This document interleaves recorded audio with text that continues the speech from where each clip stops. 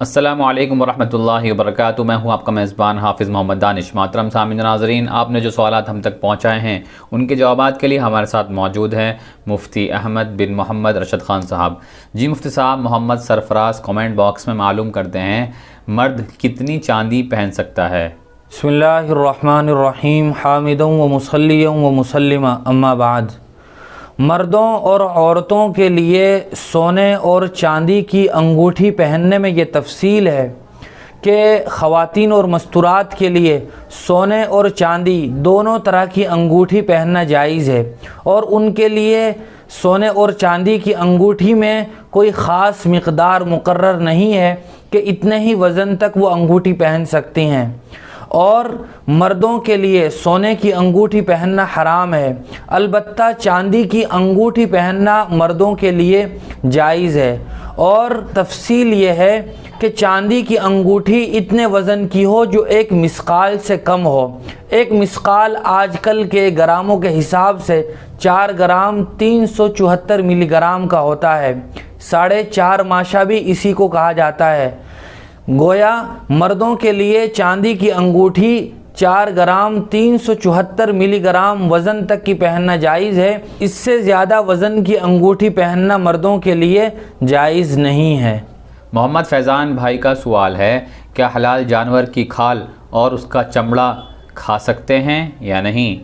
جی ہاں، جن جانوروں کا گوشت حلال ہے ان جانوروں کا چمڑا بھی کھانا یہ جائز ہے۔ مثال کے طور پر بھینس ہے، جس طرح بھینس کا گوشت کھانا یہ جائز ہے، اسی طرح اس کے چمڑے کو بھون کر بھی یا جس طرح بھی کوئی آدمی بنا کر کھانا چاہے وہ بھی کھا سکتا ہے، جائز ہے۔ اصول یہی ہے کہ جن جانوروں کا گوشت حلال ہے ان کا چمڑا بھی حلال اور جائز ہے۔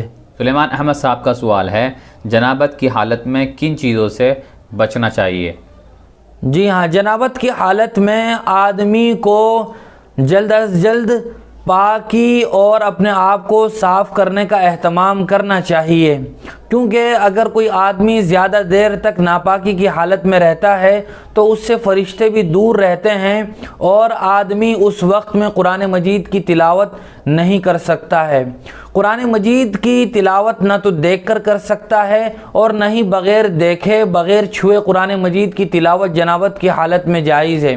اس کے علاوہ جو دیگر اوراد و وظائف ہیں یا تسبیحات ہیں، کلمے ہیں، ان کا اگر آدمی ورد کرنا چاہے تو جنابت کی حالت میں کر سکتا ہے۔ درود شریف پڑھنا چاہے یا یہ کہ اور دیگر جو تسبیحات پڑھی جاتی ہیں، استغفار کی تسبیح پڑھنا چاہے یا یہ کہ تیسرے کلمے کی تسبیح پڑھنا چاہے تو پڑھ سکتا ہے۔ قرآن مجید کی تلاوت کرنا جائز نہیں ہے۔ وسیم ٹیلر صاحب گجرات سے کمنٹ باکس میں معلوم کرتے ہیں، جمعہ کی نماز میں پیسے، مرغا، بکری یا کوئی اور چیز کا جماعت خانہ میں اعلان کرنا کیسا ہے؟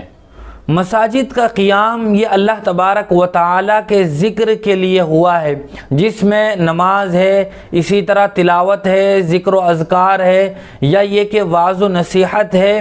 ان مقاصد کے تحت مسجد کا قیام ہوتا ہے، لہذا انہی مقاصد کے لیے مسجد کو استعمال کرنا چاہیے۔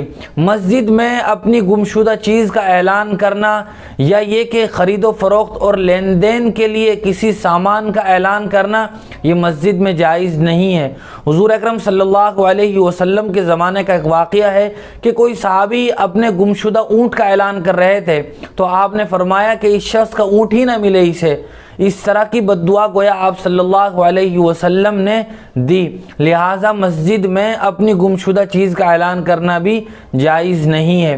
اسی طرح کوئی آدمی اپنے کسی پروڈکٹ کا یا اپنے سامان کا مسجد میں اعلان کرتا ہے تو فقہا نے لکھا ہے کہ اس طرح خرید و فروخت کے لیے مسجد میں اعلان کرنا یہ مکروہ تحریمی ہے، لہٰذا اس سے بچنا چاہیے۔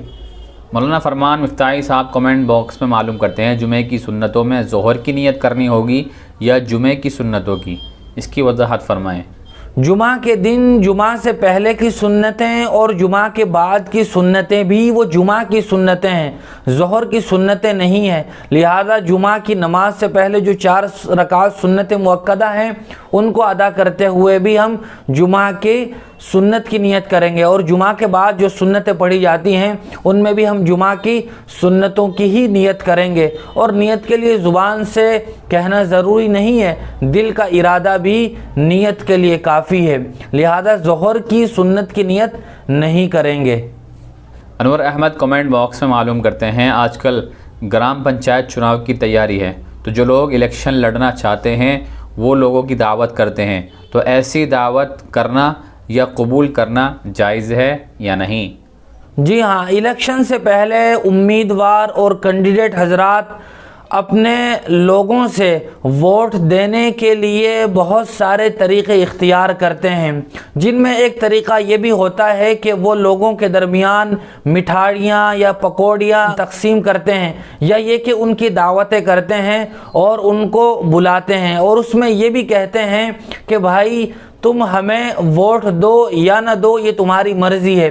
لیکن اگر بنیادی طور پر غور کیا جائے تو ان امیدواروں کا مقصد ہی یہ ہوتا ہے کہ یہ حضرات ہماری اس دعوت سے متاثر ہو کر ہمیں ووٹ دیں، چاہے وہ زبان سے اس کا اظہار نہ کریں۔ تو بہرحال چونکہ اس میں صراحت کے ساتھ گرچہ رشوت نہیں ہے لیکن رشوت کا شائبہ ضرور ہے، لہذا ایسی دعوتوں سے بھی آدمی کو بچنا چاہیے۔ اور اگر صراحت کے ساتھ کوئی امیدوار اپنے لوگوں کو پیسے دیتا ہے اور یہ کہتا ہے کہ مجھے ووٹ دینا، یا پیسوں کے علاوہ کوئی اور چیز دیتا ہے اور کہتا ہے کہ مجھے ووٹ دینا، اور آدمی لے کر پھر اس کو ووٹ دیتا ہے، تو یہ تو بالکل کھلی ہوئی رشوت ہے۔ اللہ کے رسول صلی اللہ علیہ وسلم کا ارشاد ہے، الراشی والمرتشی کلاہما فی النار، کہ رشوت لینے والا اور رشوت دینے والا دونوں جہنم میں جائیں گے، لہٰذا اس طرح کی رشوتوں سے بچنا چاہیے۔ اور ووٹ دینا یہ گواہی دینے کے برابر ہے، لہذا گواہی دینے میں سچائی کو اور امانت داری کو ملحوظ رکھنا ضروری ہے، لہذا ایسی دعوتوں سے پرہیز کرنا چاہیے۔ راج انصاری صاحب کمنٹ باکس میں معلوم کرتے ہیں، کیا ہم قرض میں سود اور بیاج کے پیسے دے سکتے ہیں یا نہیں؟ یاد رکھنا چاہیے کہ سود اور انٹرسٹ کی رقم کے دو مصرف ہیں، ایک تو یہ کہ جہاں سے ہمیں وہ بیاج، سود اور انٹرسٹ ملا ہے اس کو وہیں واپس کر دیا جائے۔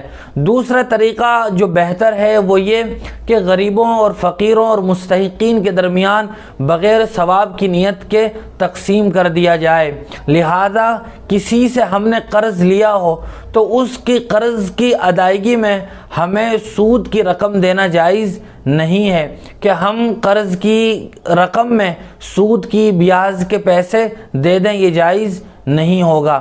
اسی طرح رشوت میں بھی سود کی رقم دینا جائز نہیں ہے، ہاں کسی غیر مسلم کو سود کی رقم دینے کی گنجائش ہے۔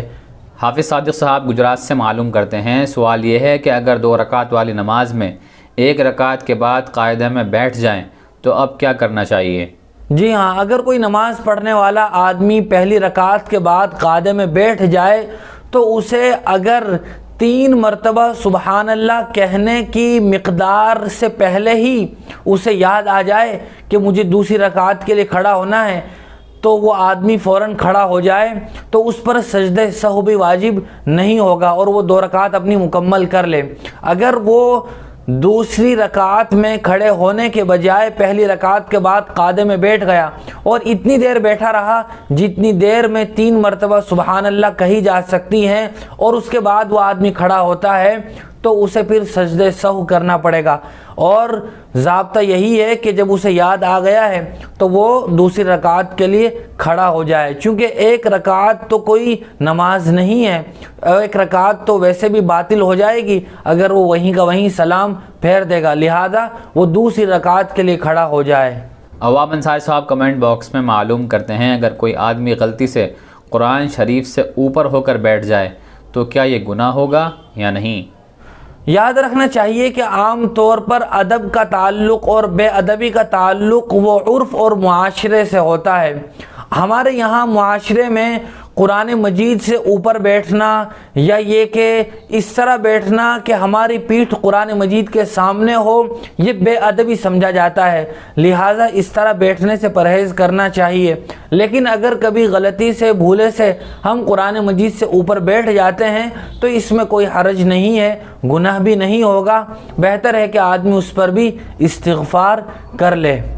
بہت شکریہ مفتی صاحب آپ کا۔ اسی طرح کی مزید مسائل کی جانکاری کے لیے ہمارے دار ارقم یوٹیوب چینل کو سبسکرائب کریں، ویڈیو کی نوٹیفیکیشن کے لیے بیل آئیکن کو دبائیں، ویڈیو کو لائک کریں، صدقہ جاریہ کی نیت سے ویڈیو کو شیئر بھی کریں اور اسی طرح اپنے سوال ہم تک پہنچاتے رہیں۔ جزاک اللہ۔